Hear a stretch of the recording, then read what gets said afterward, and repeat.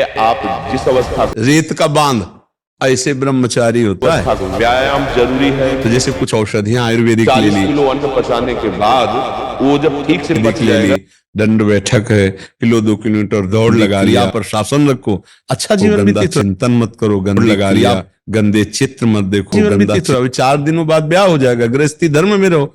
बढ़िया कठिन विषय है वो। तुम सोचो भूख लगी तो भोजन कर लिया, तो तुम क्या जानो भूख का दर्द। ऊर्ध्वगामी होना कोई खिलवाड़ समझते हो? अब नम्र उपाय करना चाहिए जिससे आपका पुरुषत्व बना रहे और आप गृहस्थ धर्म में चले। तो ऐसे ही जैसे संसारिक आदमी जब जो भूख लगी तब आपको मिल गया, तो साधु की पीड़ा को क्या जानो।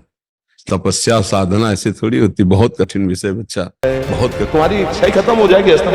लगाओ जरा दंड बैठक लगाओ। जैसे रेत का बांध है ना, रेत का बांध अगर कहीं भी फूट गया तो पूरा बांध गया, ऐसा खेल है क्या होगा। और यही नहीं कि इसमें केवल पुरुष ही, साफ चाहे बच्चा हो चाहे बच्ची हो, जो ऊर्ध्वगामी के लिए सिद्धासन है। पच जाएगा तो एक बार जो आप हस्तमैथुन करके वीर्य नष्ट करते हैं वो, और आप दिन में 4 बार करते हैं, आपकी हालत क्या हो। संसार में थोड़ी देखो पहले ही आदतें खराब कर लिए, बाबा जी बनना कोई खिलवाड़ थोड़ी बच्चा। तो जो इन गंदी आदतों को स्वीकार करेगा वो नष्ट ही हो जाएगा। क्षमता नहीं। गलत संग के कारण बचपन से ही ब्रह्मचर्य नष्ट हुआ। 2021 के वचन फेसबुक और यूट्यूब के माध्यम से सुना और ब्रह्मचर्य पर ध्यान देने लगा।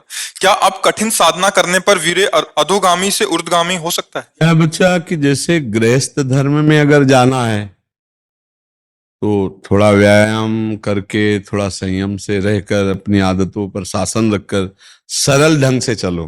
और ऊर्ध्वरेता वाली बातें भूल जाओ। ऊर्ध्वरेता बनना मतलब एक खिलवाड़ की बातें नहीं, होश उड़ जाते हैं।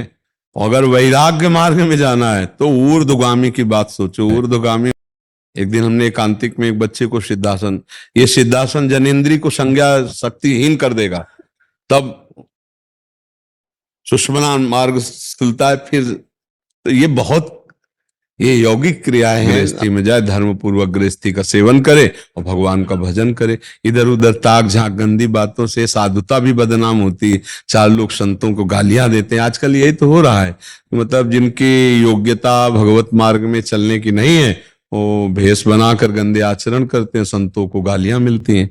तो हमें लगता है गृहस्थी में जाना चाहिए। अब भूख का दर्द उससे पूछो जिसको कई कई दिन भोजन नहीं मिलता भूख लगने पर। ऐसे ही खाने पीना थोड़ी होता है। मन और इंद्रियों का वेग, इन वेगों को सह जाना बहुत बड़ी बात होती है। मतलब वेगों को सह जाना बहुत बड़ी बात होती है। वाणी का वेग, जनेन्द्रिय का वेग, उदर का वेग, नेत्रेंद्रिय का। अरे कितना कठिन है। संसार की कटुता, प्रकृति की पूरी सहनशीलता रखना और अंदर से विकारों का वो महान प्रबल वेग, तब लगता है हे भगवान कैसे